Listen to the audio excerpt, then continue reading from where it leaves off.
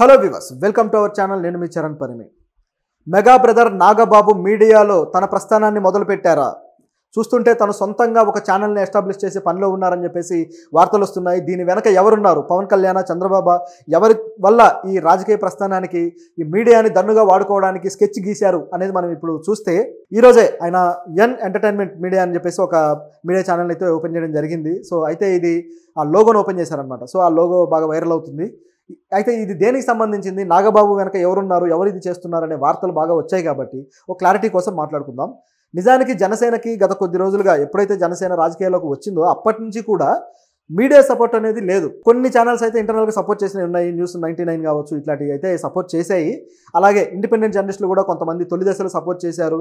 So ఆ విధంగా యూట్యూబ్లో కూడా కొంత సపోర్ట్ అయితే దొరికింది. కానీ మెయిన్ స్ట్రీమ్ మీడియా నుంచి మాత్రం ఎవరూ సపోర్ట్ చేయలేదు. ఆయన ఇండివిజువల్గా రాజకీయం చేసినంత వరకు సపోర్ట్ చేయలేదు. ఆయన మొదట్లో కొంత వీళ్ళ కూటమితో ఏర్పాటు చేసుకొని నడిపించారు కాబట్టి తొలి ఎలక్షన్స్లో ఆయన ఎప్పుడైతే అడుగుపెట్టారో రాజకీయాల్లోకి అప్పుడు ఆ టైంలో మాత్రం కొద్దిగా మీడియా లైక్ ఈనాడు కావచ్చు, అలాగే ఆంధ్రజ్యోతి కావచ్చు, వీళ్ళు కొంత పవన్ కళ్యాణ్ పుష్ చేశారు. ఆయన మీటింగ్లు కానీ లేకపోతే ఆయన సభలు చాలా భారీ స్థాయిలో జరిగినవి. ఆడియన్స్ కూడా చాలా విపరీతంగా వచ్చేవాళ్ళు ఆయన ఓటర్లు. అప్పుడు పెద్ద పెద్ద బ్యానర్ హెడ్డింగ్స్ పెట్టేసి వాళ్ళ పత్రికల్లో ఘనంగా రాశారు. ఎప్పుడైతే చంద్రబాబు గారితో లడాయి వచ్చి సెకండ్ టర్మ్ ఎలక్షన్లో విడిగా పోటీ చేశారో అప్పుడు మాత్రం అదే స్థాయి సభలు జరిగినప్పుడు ఎక్కడో లోపల పేజీల్లో అడుగున ఉంటుందన్నమాట. సో ఆ విధంగా ప్రభుత్వాన్ని ప్రశ్నిస్తూ ఉన్నాడు అని చెప్పే కోణంలో ఈ విధంగా జరిగింది. చివరికి వైసీపీ గవర్నమెంట్ ఉన్న టైంలో కూడా ఇంకా కూటమి ఏర్పరచలేదు. అప్పటికి ఆ టైంలో ఆయన చేసిన విమర్శలు కావచ్చు, వైసీపీని చేసినా సరే పెద్దగా హైలైట్ చేసిన దాఖలాలు లేవు. ఆ విధంగా కొంత mainstream media Pawan Kalyan corner చేస్తూ వచ్చింది. కారణం ఏంటంటే, సో వాళ్ళ పార్టీ ప్రాధాన్యతలు, అలాగే వాళ్ళు ఎవరితోటైతే అనుకూలమైన సంబంధాలు నడుపుతూ ఉన్నారో వాళ్ళకి మాత్రమే మద్దతు తెలుపుతూ వచ్చారు. అది అందరికీ తెలిసిందే.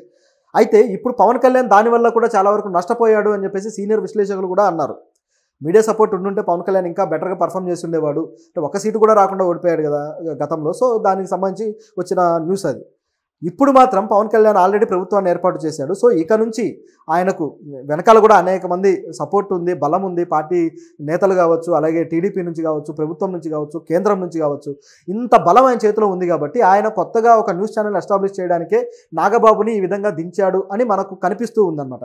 నిజానికి నాగబాబు గారు మొదలెట్టింది మెయిన్ స్ట్రీమ్ ఛానల్ అయితే కాదు. ఆయన దేనికి మొదలెట్టాడు అంటే యూట్యూబ్ ఛానల్. ఆయన యూట్యూబ్ ఛానల్కి ఆల్రెడీ 1 మిలియన్ సబ్స్క్రైబర్స్ ఉన్నారు. సో దీన్ని తిరిగి ఒక పొలిటికల్ న్యూస్ ఛానల్గా మార్చి, అంటే యూట్యూబ్లోనే ఒక పొలిటికల్ న్యూస్ ఛానల్గా మార్చి నిరంతరం వార్తలు అందించే ఛానల్గా చేయాలనేది ఆయన ఆలోచనలా కనిపిస్తుంది. సో దానికోసమే కొత్తగా ఒక లోగో అయితే రిలీజ్ చేశారు. సో ఈ లోగో కూడా బాగా వైరల్ అవుతుంది. అయితే నాగబాబు గారు ఎక్కువగా వాళ్ళ పార్టీకి సంబంధించిన కార్యాచరణ, అలాగే పవన్ కళ్యాణ్ గారికి ఎలివేషన్ ఇవ్వడం, సో వాళ్ళ నాయకులకు ఎలివేషన్ ఇవ్వడం, ఈ ప్రోగ్రామ్ కోసం ఇది చేస్తున్నట్టుంది. అయితే దీనికి భవిష్యత్ కార్యాచరణ వేరే ఉంది.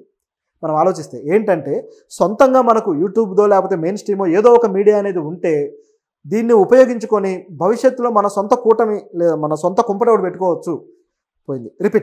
భవిష్యత్తులో మన సొంత కుంపటి ఒకటి పెట్టుకొని మనం ముందుకెళ్ళచ్చు, మనం అధికారం చేజిక్కించుకోవడానికి ఇది హెల్ప్ అవుతుంది అనేది వీళ్ళ ఆలోచన. ఎందుకంటే నెక్స్ట్ ఎలక్షన్కి వచ్చేసరికి ఖచ్చితంగా వీళ్ళు కూటమిగా అయితే పోటీ చేసే అవకాశం లేదు, ఖచ్చితంగా విడిపోతారు.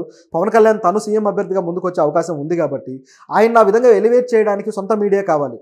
ఇప్పుడు పవన్ కళ్యాణ్కి సపోర్ట్ చేసి పెద్ద పెద్ద బ్యానర్ హెడ్డింగులు పెట్టే ఆంధ్రజ్యోతి, ఈనాడులు కూడా తర్వాత ఎలక్షన్ టైంలో ఆయనకి సపోర్ట్ ఇవ్వవు, ఖచ్చితంగా వ్యతిరేకిస్తారు. ఎందుకంటే ఆయన చంద్రబాబుకు దూరం అవుతాడు కాబట్టి. సో ఇదంతా గమనించి చూసినప్పుడు సొంత మీడియా కావాల్సిందే కదా. అందుకోసం ఇప్పుడు నాగబాబు గారు దిగారు.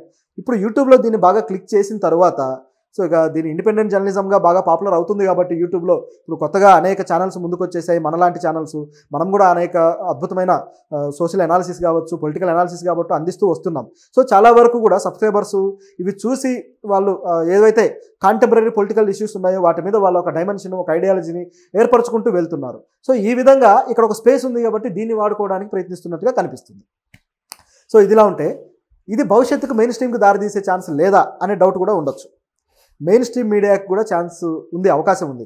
ఇప్పుడు ఆల్రెడీ జగన్తో విభేదించిన విజయసాయి రెడ్డి గారు కొత్తగా తన సొంత ఛానల్ పెట్టబోతున్నారు.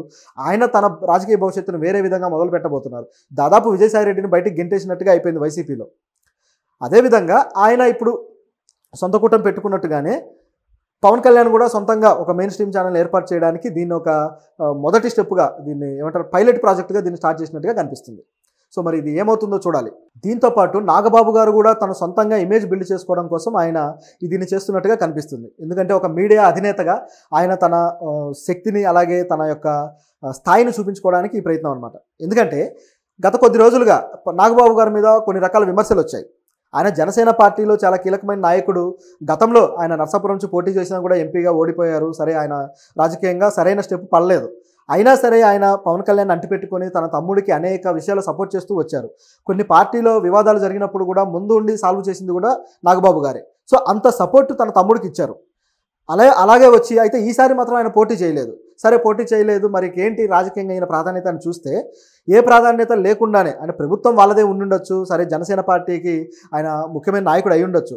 కానీ ఈయన గవర్నమెంట్ యాక్టివిటీస్లో పాల్గొని ఆయన పెన్షన్లు పంచే విషయంలో కావచ్చు, వీటిల్లో ఆయన యాక్టివ్గా ఉండటం వల్ల ఆయన ఏ హోదాలో ఆ విధంగా పెన్షన్లు పంచారనే వాదన వచ్చింది. సో ఇది ఆయనకి కాస్త హర్ట్ చేసినట్టుగా కనిపిస్తుంది. ఆయనకి ఏ హోదా లేకపోవడం అనేది ఒక మైనస్గా కనబడుతుంది అనేది ఆయన ఆలోచించుకొని ఒక హోదాని క్రియేట్ చేసుకోవడానికి ఈ ప్రయత్నం అన్నట్లుగా ఉంది. అయితే దీంట్లో కూడా మరో వాదన కూడా ఉంది. ప్రభుత్వంలో భాగస్థుడు అవ్వాలంటే హోదా బయట మీడియా సంస్థను ఏర్పాటు చేస్తేనో మరొకటి చేస్తేనో రాదు కదా. ప్రభుత్వంలో తన ఒక అధికారాన్ని చేజిక్కించుకోవాలి.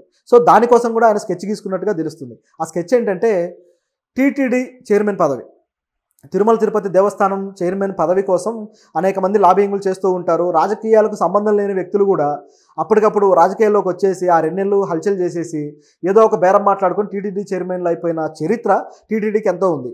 నిజానికి అది ఒక దేవస్థానము, అది ఎంతో భక్తి శ్రద్ధలతో చేయాల్సిన కార్యక్రమాలు, దానికి సంబంధించి ప్రతి నిర్వహణ కూడా, అలాగే సోషల్ సర్వీస్ కూడా చేస్తూ ఉంటారు. యూనివర్సిటీ కాలేజీలు కావచ్చు, హాస్పిటల్ కావచ్చు, ఇలాంటివి.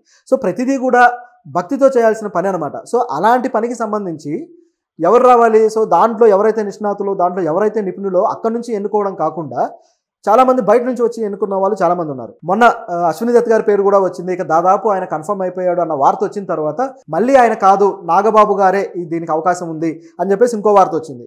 సో నాగబాబు గారు అవుతారేమో అని అనుకున్న టైంలో మేము అలాంటి ప్రతిపాదనలు ఏం పెట్టుకోలేదు, మాకు అలాంటి ఆలోచన ఇంకా ఏం లేదు, ప్రభుత్వం దగ్గర కూడా అలాంటివి మేము తీసుకెళ్లలేదని చెప్పేసి క్లారిటీ ఇచ్చారు ఆయన శ్రేణులు. అంటే ఆయనకు ప్రతిపాదన మరి బయటికి ఈ విధంగా చెప్తున్నారు కానీ ముందే లాబింగ్లు జరుగుతాయన్న ఆలోచనతోటి. సో మరి లోపల ఏం జరుగుతుంది అనేది క్లారిటీగా ఇప్పటిదాకా తెలియదు. అయితే నాగబాబు గారు దానికి సరైన వ్యక్తి కాదా అంటే, పని చేయడానికి ఎవరైనా సరే వాళ్ళకి శక్తి సామర్థ్యాలు ఉంటే చేయొచ్చు. కానీ ఇక్కడ డౌట్ ఏంటంటే నాగబాబు గారు ఒక నాస్తికుడు. ఇక్కడ ఇది ట్విస్ట్ అనమాట. నిజానికి ఆయన దేవుణ్ణి నమ్మడు. ఈ విషయంలో బాబు గోగినాయన్ గారి ఐడియాలజీని కూడా కొన్ని సందర్భాల్లో ఆయన సమర్థించారు, కొన్ని సందర్భాల్లో విభేదించిన సందర్భాలు కూడా ఉన్నాయి.